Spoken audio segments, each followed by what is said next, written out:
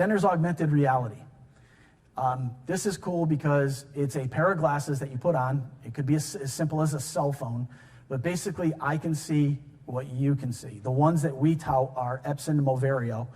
It's a pair of glasses that go on. It's got a webcam right in the center of the forehead on the glasses. So as the technician on the floor is looking around, I'm seeing what he's seeing. And I can draw on his screen. So if he's looking at the machine and I say, do you see that valve? And I can actually take from my end, I can take a pen on my meeting software and I can put a little circle around what I want him to look at. And as he's moving his head, it's staying right in the position where it's supposed to be. So if I circle a valve, he can concentrate in on that valve.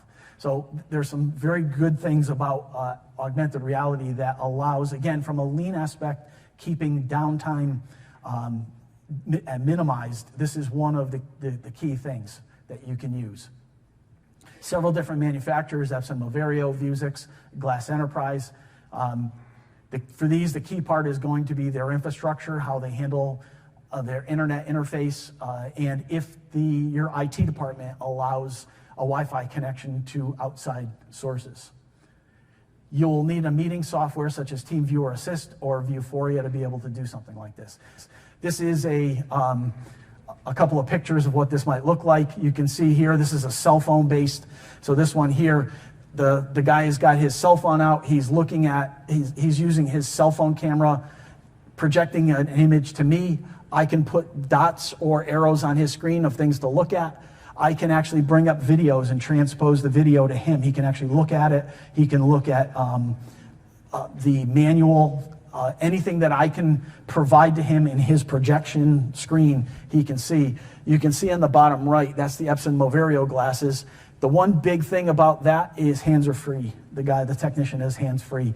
He's actually providing the work.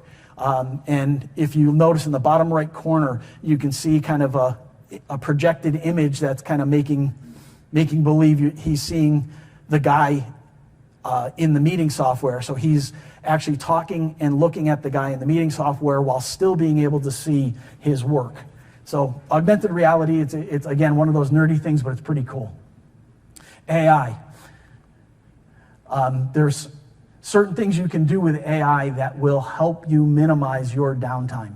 You can do predictive and prescriptive maintenance.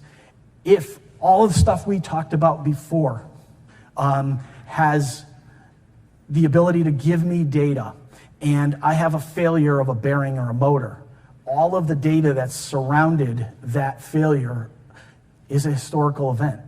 I can look at that historical event and kind of put it into a database, and then later on, as I'm running my machine, if I see that same level of history coming to fruition again, I can now bring that, I can send an alert, I can bring the machine down gracefully, make the change, make the repair, and bring the machine back up. I don't have a catastrophic failure, and I can predict when this is going to happen. So AI is a big friend to Industry 4.0. It can do bottleneck analysis, anomaly detection, remaining useful life, and much more. Here's a screenshot of Sorba, and you can see both the HMI, the screen graphic part of it, as well as the analytics part of it. And finally, I'll breeze through this part. What we had to do was making lemonade from lemons. We were being asked for support from our customers. We have already used all and the discussed facets of Industry 4.0. What we did was to answer our customers' need from both support and monitoring, being able to monitor our machines remotely and provide everything we talked about from our floor in Bristol to anywhere in the world. So I can monitor a customer's machine in California or Brazil.